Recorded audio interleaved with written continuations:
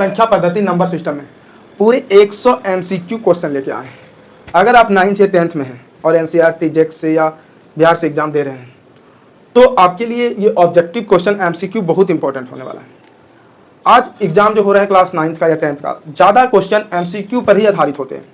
चलिए 100 क्वेश्चन हम लोग 5 से 10 मिनट के अंदर हम पूरे क्वेश्चन को समझ जाएंगे। पहला क्वेश्चन है, सबसे छोटी प्राकृतिक संख्या कौन सी होती है? प्राकृतिक संख्या पता है, शुरू होता है 1 2 3 4 इससे, तो छोटी हो जाएगी 1। जीरो किस प्रकार की संख्या है? तो जीरो जो है ये शून्य, ठीक है, शून्य है। इनके बाद है सबसे छोटी पूर्ण संख्या कौन सी है? तो पूर्ण संख्या जो शुरू होता है ना 0 से 1 से 2 से 3 4 इस तरह करके, तो ये जो शून्य है सबसे छोटी पूर्ण संख्या है। पूर्ण संख्याओं का समूह किसमें शामिल होता है? तो पूर्ण संख्या जीरो और धनात्मक में शामिल होता है, क्योंकि इसमें ऋणात्मक नहीं होता, ऋणात्मक में पूर्णांक होता है। परिमेय संख्या क्या होती है? तो पी बाई क्यू को परिमेय संख्या लिख सकते हैं जहाँ Q not equal zero, denominator यानी कि हर जीरो नहीं होनी चाहिए। और परिमेय संख्या कौन सी है? तो 2/3 परिमेय है, 5 परिमेय, 1/4 परिमेय, √2 अपरिमेय संख्या है।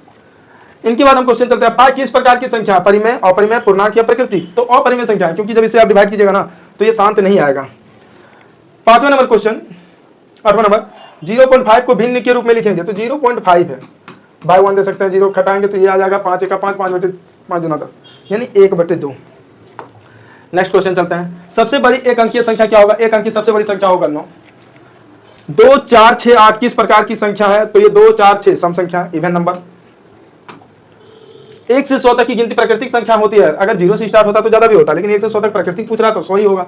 0 प्लस किसकी संख्या? 0 प्लस किसी संख्या इक्वल क्या होगा? तो वही संख्या होगा, 0 में कुछ भी जोड़ो, जो जोड़ रहे हो वही होगा। 1 किसी संख्या का तो वही संख्या, 1 से किसी को गुना करोगे तो वही संख्या रह जाएगा। अभाज्य संख्या कौन सी है? 4 6 और 9 भाज्य है, दूसरे पहाड़े में आ सकते हैं बट 7 नहीं आएगा, अभाज्य संख्या। 1 क्या है?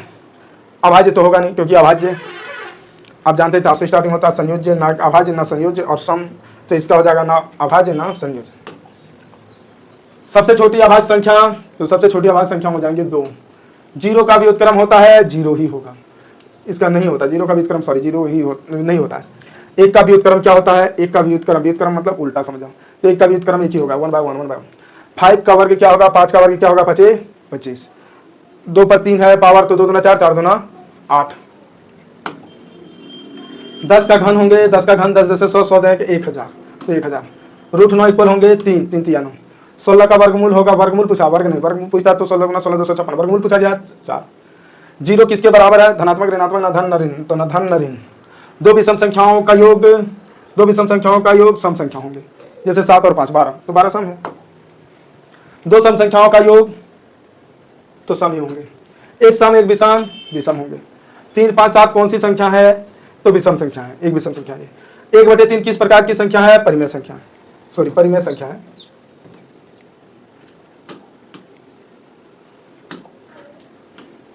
.333 क्या हो जाएंगे? तो 1/3 हो जाएंगे।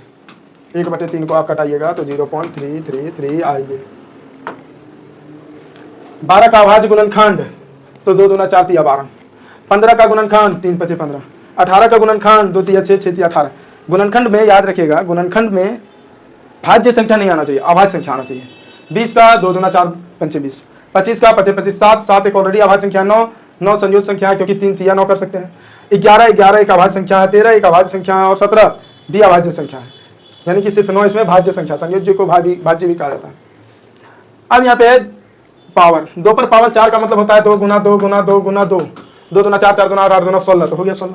3 पे पावर 2 का मतलब होता है 3 गुना 3 3 3 9, ये हो गया आंसर 9। 4 पे पावर 2 का मतलब होता है 4 गुना 4 यानी 4 चौके 16, 4 चौके 16। 5 पे पावर 2 तो 5 गुना 5 करेंगे तो आएगा 25। 6 पे पावर 2 यानी कि 6 गुना 6 करेंगे तो आएगा 6 के 36। 7 पे पावर 2 7 49, 8 पे पावर 2 8 64, 9 पे पावर 2 9 81, 10 पे पावर 2 10 10 100 और 11 पे पावर 2 है तो 11 गाना 121। सभी प्राकृतिक संख्या होती है 1 से शुरू, सभी पूर्ण संख्या शामिल करती है तो 0 और प्राकृतिक संख्या। पूर्णांक में होते हैं, पूर्णांक में केवल धनात्मक और ऋणात्मक दोनों होंगे, प्लस 0 भी होंगे तीनों। परिमेय संख्या का रूप है तो p/q a/b लिख सकते हैं। 0.25 इक्वल क्या होगा? तो 0.25 है, बटे 1, इसे कटाया 2 0 दिए, 25 का 25 25 चौके 100, 1/4 आंसर। √2 एक अपरिमेय संख्या है, जीरो एक पूर्ण या पूर्णांक दोनों लिख सकते हैं, तो सभी हो जाएंगे। नहीं, जीरो प्राकृतिक तो नहीं होगा और पूर्ण पूर्णांक, तो पूर्ण और पूर्णांक दोनों में होंगे। सबसे छोटी अभाज्य संख्या क्या होगा? तो सबसे छोटी अभाज्य संख्या 2। 100 का वर्गमूल क्या होगा? वर्गमूल पूछ रहा था 10 10 10 100। 1/2 प्लस 1/2 क्या होगा? यानी कि 1 होगा। इसको जोड़ कर देखिए, आप इनका जोड़ जानते हैं, तो 1/2 जोड़ 1/2, 2 2 कैल्शियम 2, 1 प्लस 1 बराबर 2/2, कटाएंगे तो आएगा 1। 10/10 कटाएंगे 1, 0/5 कटाएंगे तो 0, 5/0 अनडेफिनेट, 2 3 6 6 5 30, 9 नाम 81, 12 गुना 12 144, 15 गुना 2 30, 20/4 करोगे तो 4 5 20, 18/3 करोगे तो आएंगे 6, 24/6 करोगे तो आएगा 4। 2 एक अभाज्य संख्या है, 4 एक भाज्य संख्या है, संयोजन को भाज्य संख्या भी कहते हैं। 6 एक भाज्य संख्या है, 8 एक भाज्य संख्या है, 10 भाज्य संख्या है, 11 अभाज्य संख्या है, 13 अभाज्य संख्या जो किसी भी पारी में नहीं आएंगे, 17 अभाज्य संख्या, 19 अभाज्य संख्या, 21 भाज्य संख्या है यानी संयोजन संख्या। 100 का अंतिम अंक क्या है? 0। 99 का अंतिम अंक 9, 98 का अंतिम अंक 8, 97 का अंतिम अंक 7, 96 का अंतिम अंक 6, 95 का अंतिम अंक 5, 94 का अंतिम अंक 4, 93 का अंतिम अंक 3, 92 का अंतिम अंक 2, 91 का अंतिम अंक 1। इस प्रकार से आप देखिए 1 का स्क्वायर, इस तरह 100 तक का स्क्वायर आप लोग याद कीजिए। सभी बच्चे, जितने भी बच्चे देख रहे हो वीडियो, 100 तक ये वर्गमूल याद करना जरूरी है। 1 का स्क्वायर 1, 2 का स्क्वायर 4, 3 का स्क्वायर 9, 4 का स्क्वायर 4 तो 16, 25 25, 6 के 36, 7 7 49, 88 64, 9 9 81 और 10 10 100। अगर आप इधर भी निकालना चाहते हैं 11 का स्क्वायर 11 गुना 11 121, 12 का स्क्वायर 12 गुना 12 144, 13 का स्क्वायर 13 गुना 13 169। तो आप इस तरह करके 100 तक वर्ग निकालना बहुत जरूरी है, आप लोग निकालिए। इस तरह अगले चैप्टर का भी 100 MCQ क्वेश्चन बहुत इजी मिल जाएंगे आपको, अच्छे, जो कि याद करना भी आसान होंगे और समझना भी आसान होंगे। अगर आपको ये वीडियो अच्छा लगा तो शेयर और लाइक जरूर कर दें तथा मेरे चैनल को सब्सक्राइब और फॉलो करें। धन्यवाद।